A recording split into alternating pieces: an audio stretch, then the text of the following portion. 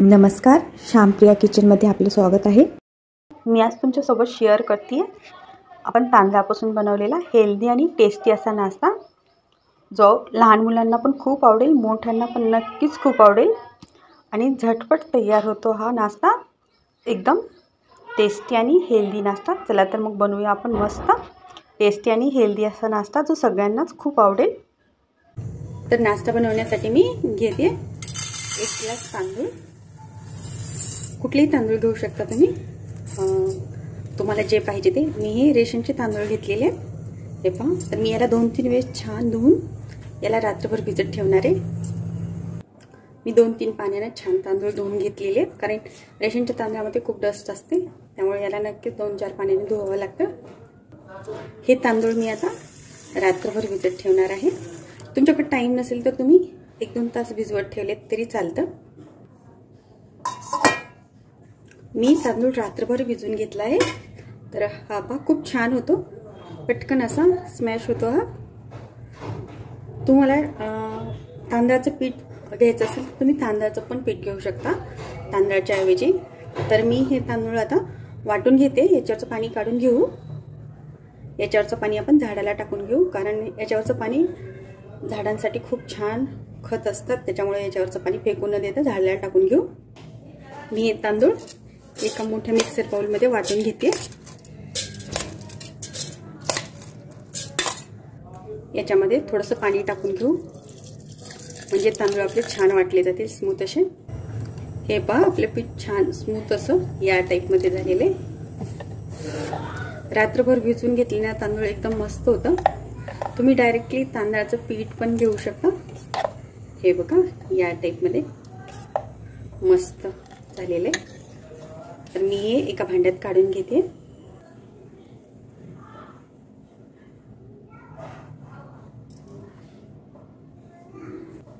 आपलं पीठ छान तयार झालेले। तर आपण याला आता 10-15 मिनिट साईडला ठेवूया, तोपर्यंत आपण चटणी बनवून घेऊ। आणि तुम्ही जर तांदळाचं पीठ घेतलं असेल तर त्याला या टाइप मध्ये असं लिक्विड टाइप मध्ये या टाइप मध्ये बनवून 1 तास तरी पीठ मुरायला ठेवायचे थोडंसं, म्हणजे छान असं स्मूथ मुरलं जातं। चटणी बनवण्यासाठी मी गॅसवर कढई ठेवलेली आहे। तर गॅस मीडियम ठेवायचा आहे। कढईमध्ये घेते मी 4 चम्मच तेल।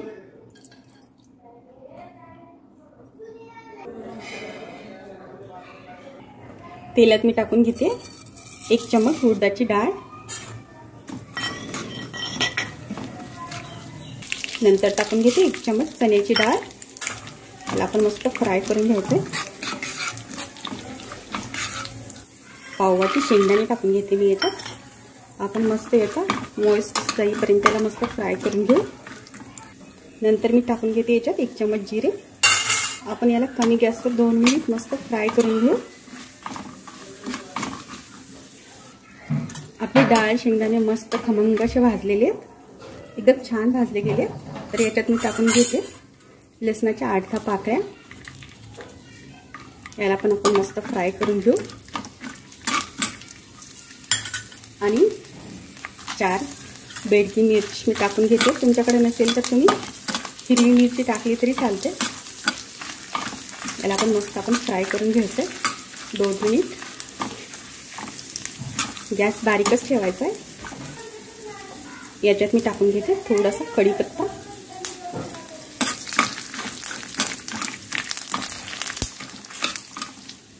मिरची आणि लसूण 2 मिनिट मस्त फ्राय झालेला आहे। तर आता याच्यात आपण टाकून घेऊ 1 मोठा कांदा। मी मोठा असा कट करून घेतलेला आहे।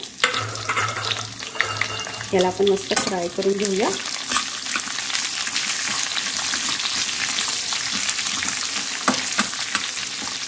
कांदा मोठाच कट करून घ्यायचा। तुम्हाला पाहिजे तसं तुम्ही कट करून घेऊ शकता। आणि याच्यात मी टाकून घेते 1 मोठा टोमॅटो मी कट करून घेतलेला आहे। टोमॅटो पण मी मोठ्या साईजमध्ये कट केलेला आहे। तर याला आपण मस्त आता 5 मिनिट कमी आचेवरती फ्राय करून घेऊ। याच्यामध्ये मी टाकून घेते 1 चम्मच मीठ। मीठ टाकल्यामुळे आपला टोमॅटो पटकन सॉफ्ट होतो। आणि सगळ्या मसाल्याला मीठ पण व्यवस्थित लागले जातं, त्यामुळे फ्राय करतानाच मीठ टाकून घेऊ, म्हणजे चटणी आपली मस्त टेस्टी अशी बनेल आणि टोमॅटो पण सॉफ्ट होईल.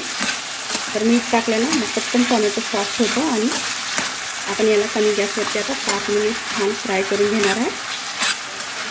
या टाईपने बनवलेली चटणी एकदम टेस्टी अशी बनते.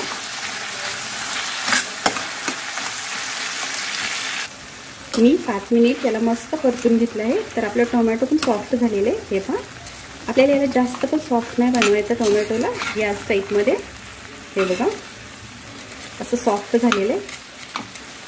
तर आता मी गॅस बंद करून घेते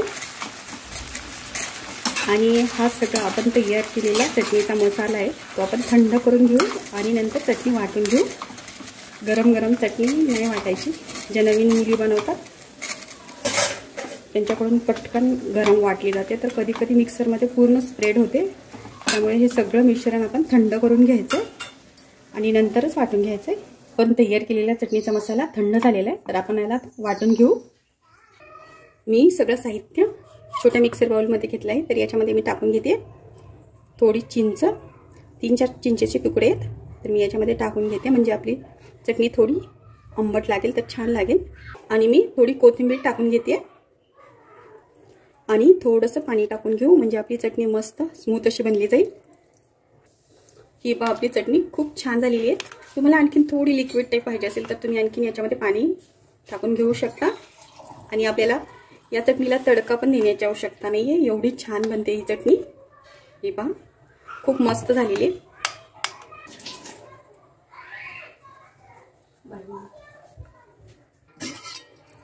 आपलं पीठ छान तयार झालेलं आहे.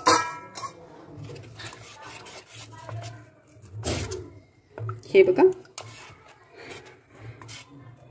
या टाईपमध्ये करून घ्यायचं आहे. आपण डोसा बनवताना ज्या टाईपमध्ये पीठ करून घेतो ना, सेम त्या टाईपमध्ये करून घ्यायचं आहे. मी सगळं मिक्स करून घेते याला. आता गॅसवर मी कढई ठेवलेली आहे. तर कढईत मी घेते 1 चम्मच तेल. तेलाला गरम होऊ द्यायचं छान. तेल छान गरम झालेलं आहे, तर मी याच्यात टाकून घेते अर्धा चम्मच मोहरी. मोहरी छान तडतडते.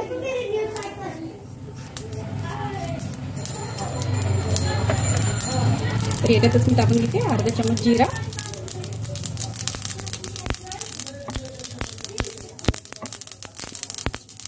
आपली जिरी मोहरी छान तडतडली की याच्यात मी टाकून घेते 1 इंच अद्रकचे तुकडे मी करून घेतलेले आहे, ते टाकून घेते.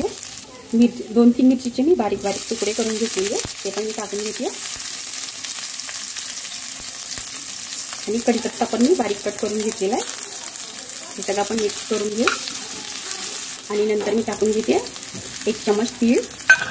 आपण याला थोडंसं अर्धा मिनिट फक्त फ्राय करून घ्यायचं, जास्त भाजायचं नाही आहे.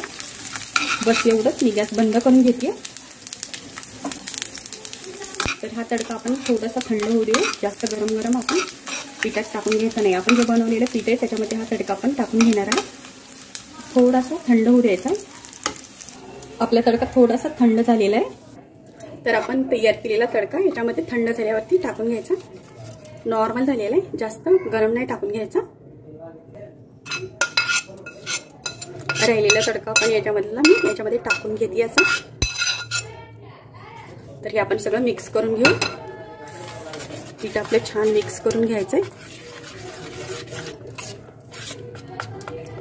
आता याच्यामध्ये मी टाकून घेत आहे अर्धी वाटी गाजर, जो मी किसून घेतलेला आहे.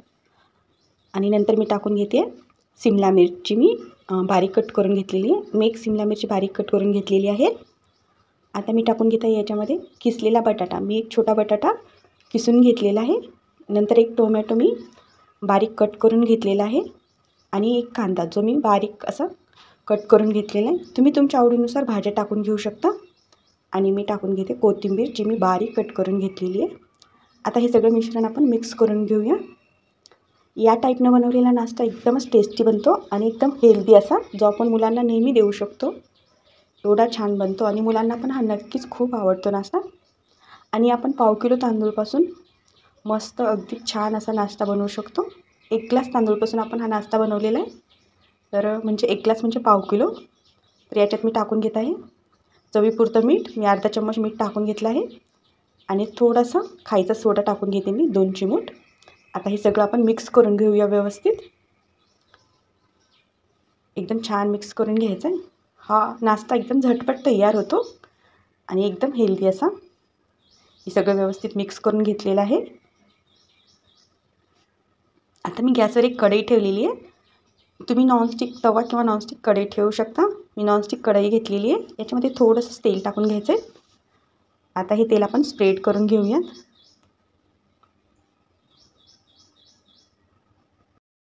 कढई आपली छान गरम झालेली आहे. तर याच्यामध्ये आपण टाकून घेऊ आपण तयार केलेलं हे मस्त नाश्त्यासाठी तयार केलेलं पीठ टाकून घ्यायचं आणि स्प्रेड करून घ्यायचं.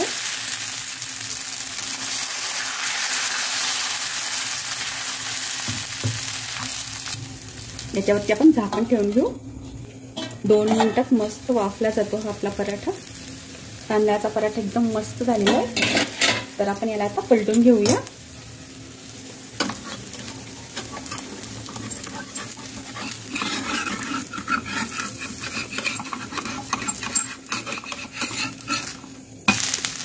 हा पहा खूप छान जाळीदार असा मस्त तयार होतो. आपण याला आणखीन या साईडने पण वाफून घेऊ. झाकून ठेवू आणखीन 2 मिनिट म्हणजे छान वाफून निघतो हा. हा खूप मस्त झालेला आहे. या साईडने पण छान असं तयार होतो. हा बघा दोन्ही साईडने वाफून निघलेला आहे आणि एकदम जाळीदार असा बनला जातो. हे पहा दोन्ही साईडने मस्त जाळीदार असा हा बघा. तर मी बाकीचा पण या टाईपनेच बनवून घेते पराठा.